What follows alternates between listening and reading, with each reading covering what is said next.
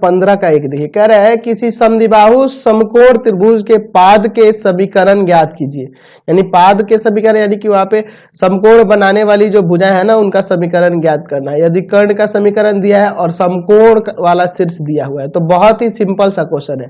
पहले तो एक समकोण समद्विबाहु त्रिभुज बना लीजिए, समकोण भी है और समद्विबाहु है। तो आपको पता है कि समकोण समद्विबाहु त्रिभुज का प्रत्येक न्यून कोण 45 डिग्री का होता है। ये भी 45 होगा, ये भी 45 होगा और इसका समीकरण दिया है। तो यहां तो वही बात हो गई, रेखा AC और BC एक दूसरे के साथ 45 डिग्री का कोण बना रही है, तो हम लोग BC का ढाल अब आसानी से निकाल सकते हैं। और यह समकोण वाला शीर्ष का निर्देशांक दिया ही है। यहां लिखेंगे कि माना ABC एक समकोण समद्विबाहु त्रिभुज है, समद्विबाहु त्रिभुज है, समद्विबाहु त्रिभुज है, ठीक है। जहां एंगल B बराबर 90 है, एंगल B समकोण है, ठीक है। अच्छा, एंगल B समकोण है, यहां लिख लेते हैं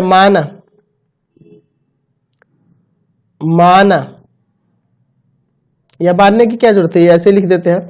यहाँ पे लिख देते हैं एक और चीज कि हम जानते हैं कि समकोण समद्विबाहु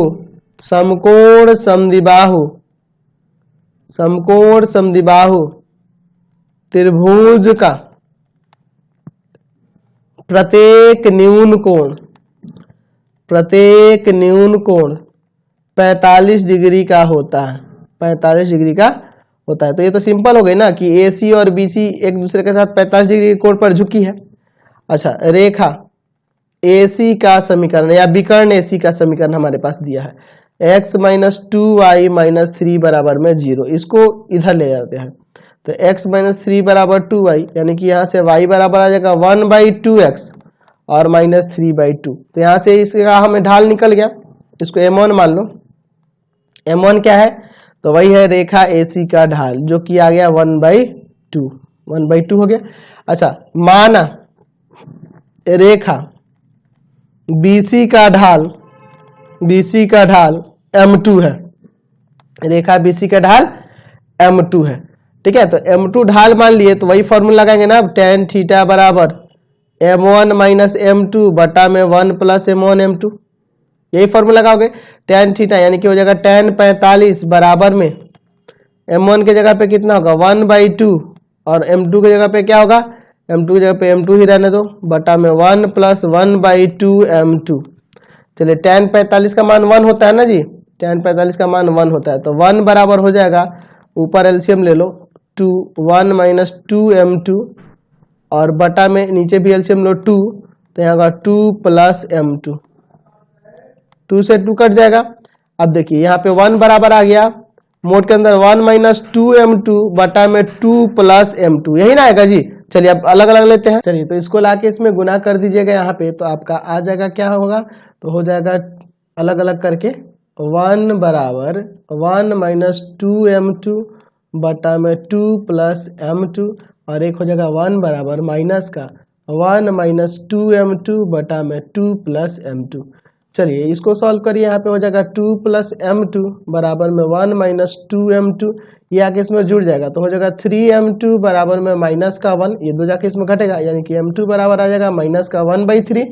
यहाँ भी ऐसे सॉल्व करिए तो 2 + M2 बराबर हो जाएगा -1 और +2 M2, ये आके इसमें घट जाएगा, -M2 बच जाएगा और ये जाके उधर माइनस का हो जाएगा, यानी कि -3, माइनस काट दीजिए, यहाँ से M2 बराबर आ गया 3। तो M2 का 2 वैल्यू आया और दिया हुआ है ऊपर क्वेश्चन में आपके कि रेखा जो है, यह जो रेखा BC है यह 1,6 से गुजर रही है ना, और AB भी 1,6 से गुजर रही है।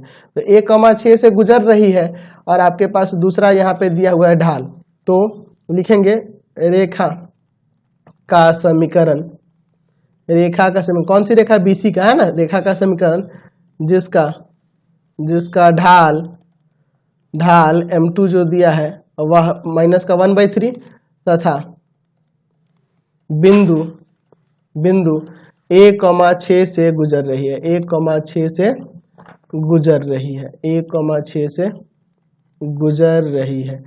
तो हम लोग आसानी से निकाल सकते हैं। यहाँ पे फॉर्मूला हो जाएगा y minus Y one m2 x minus x1, यही ना होगा जी। तो y माइनस वाई वन यानी कि y माइनस 6 बराबर में -1/3 x माइनस x1 यानी कि 1। समझ गए? अब यहाँ पे अब इसको आगे सॉल्व कर दीजिए। तो ये 3 आके इसमें गुना करेगा 3y माइनस का 18 माइनस का x प्लस का 1 एक तरफ कर देते हैं। तो x प्लस 3y ये आके इधर माइनस का 19 बराबर 0। उसी तरह से दूसरा समीकरण निकाल लेना ढाल के जगह 3 लेकर, और बिंदु यही रहेगा। आप बना सकते हो ना आगे। Question number